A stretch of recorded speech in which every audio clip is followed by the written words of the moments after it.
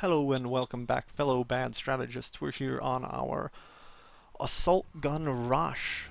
If we were under threat, we might be able to transition it into some sort of earlier rush. Though the more I do this, the more I realize you can't really stop the assault gun rush early, because assault guns are half price medium armored units, and if you can afford, like, you can't really afford armored units by the time you get assault guns.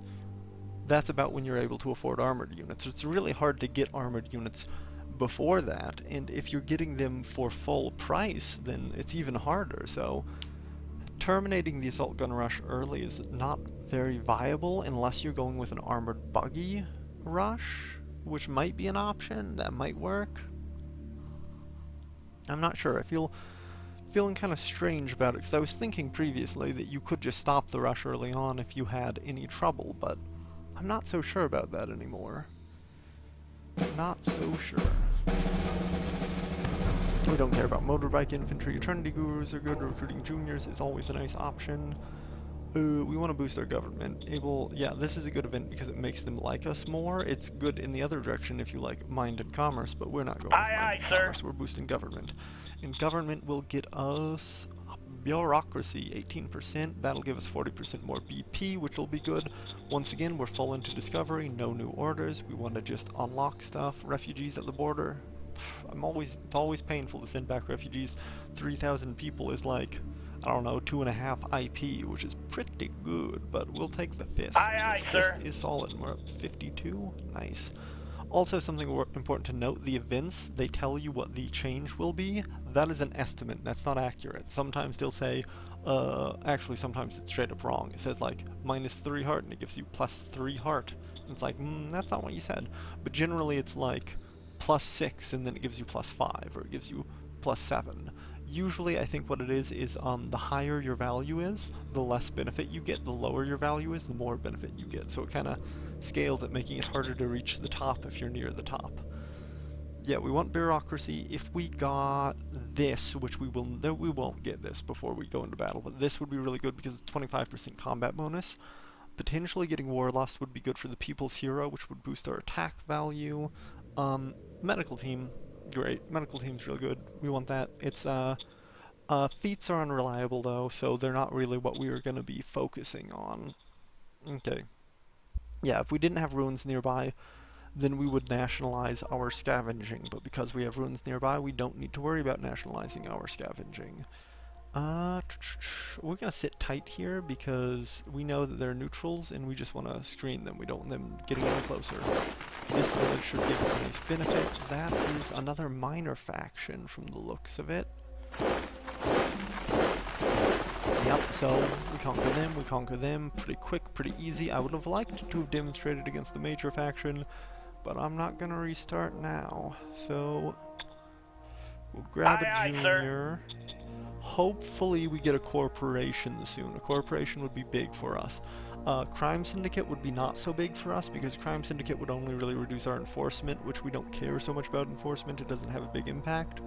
But a corporation would drop our commerce and raise our government, and that would really, really help us get government boosted.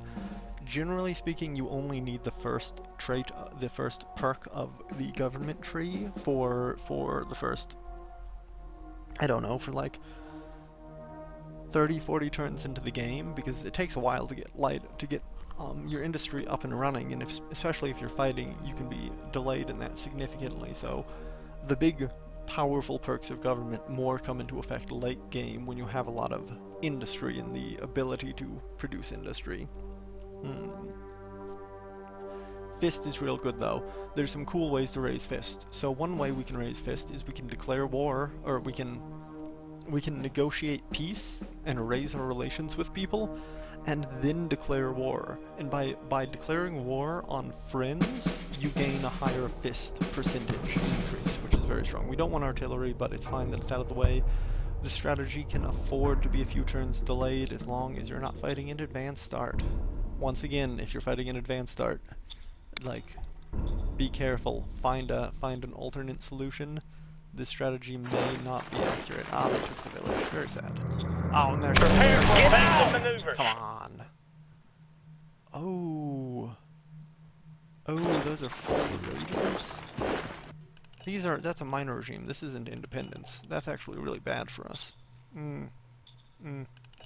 Okay. We're gonna pull him back and try to get him on the front. We're gonna defend that village there. I think this guy we can afford to pull back.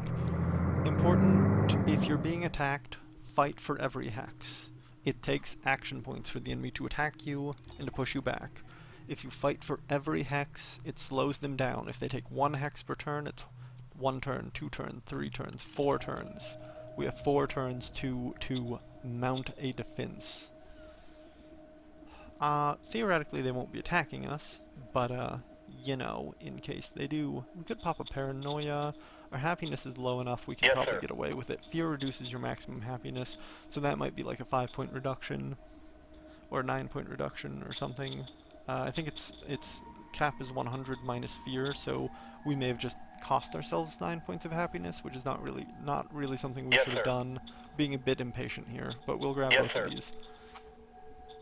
That'll raise our quality of life, and then we got some extra resources. I'm tempted to start producing a recycling center, because you really do want a recycling center before you get your tanks out. However, with the threat at our western border, and the fact that we would need to build a road if we didn't nationalize our recycling, I think we're just gonna sit tight and we're not gonna get our recycling. We're not gonna be greedy. We can use these IP for defense if need be, though they'd be hard pressed to push into Galactic Republic machine guns. Yeah, we're just gonna sit tight on the points. Remember, don't try to avoid starting constructions if you don't have enough IP to finish them in the minimum time frame. It's usually not great to build constructions slowly unless you're concerned with worker shortages.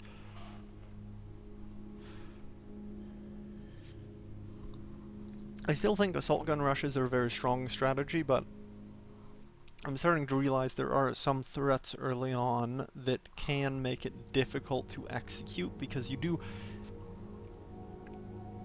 need to be in a good enough position that you can afford to build a recycling center.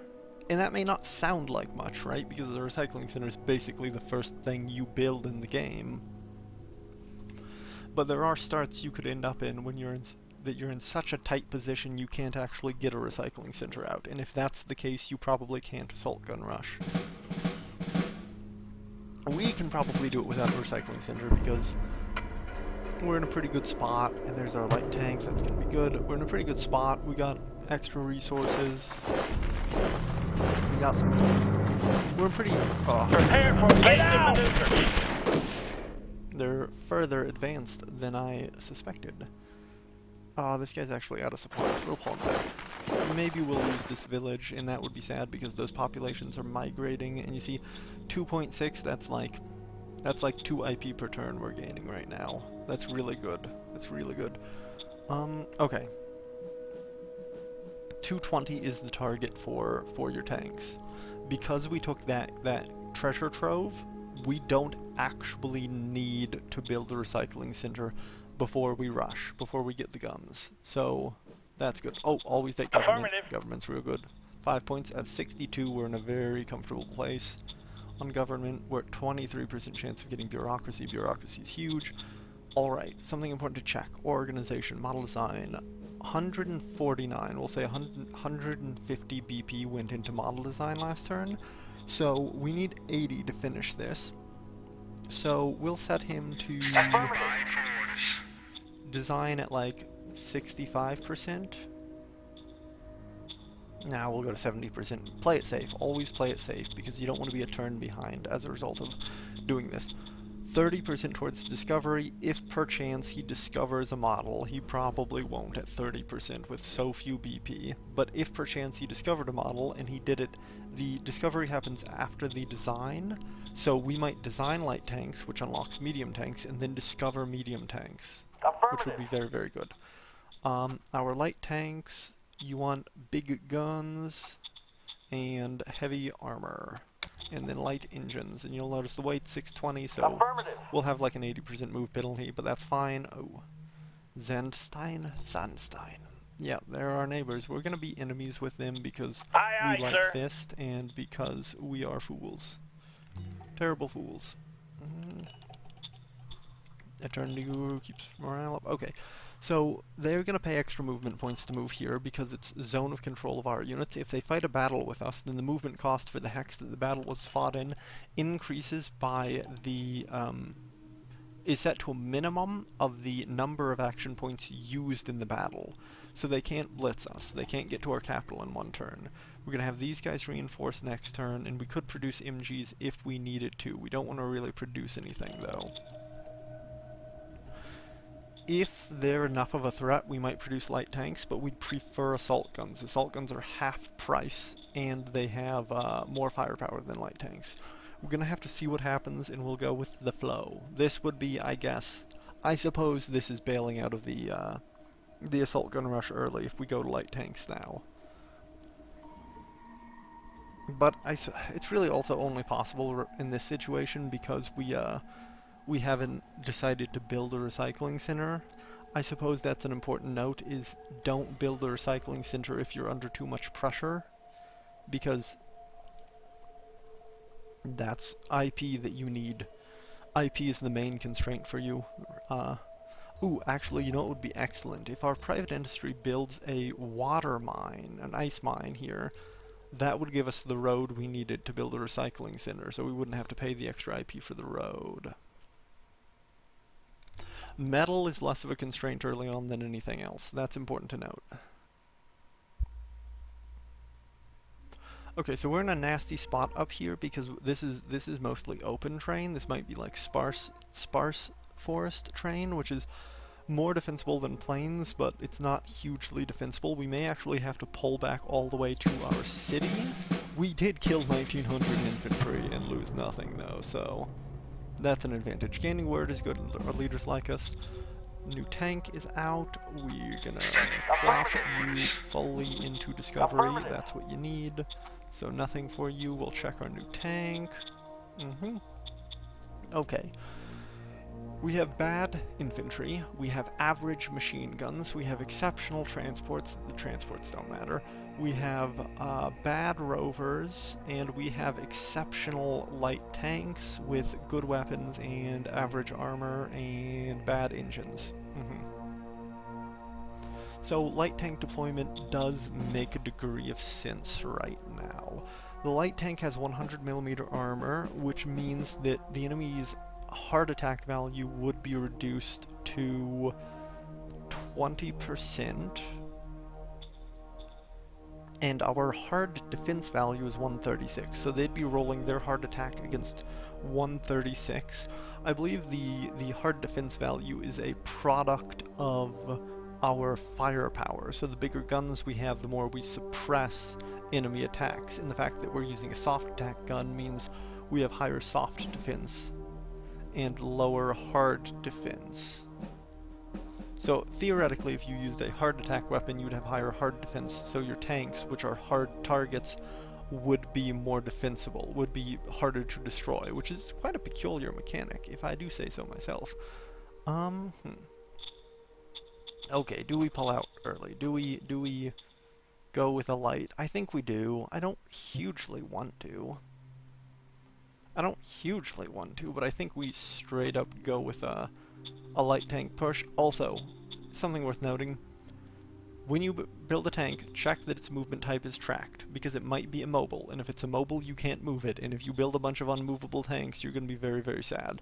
If we had rolled 80 on its structural design, let's say we rolled 70 on its structural design, it might still be worth using. That's important to note, because the delay of finding a better model is not always worth it. We're lucky that this is so good, but the delay of getting a better model because you're not satisfied with the structural design, it may hurt you a lot more than simply producing it. We're gonna grab the...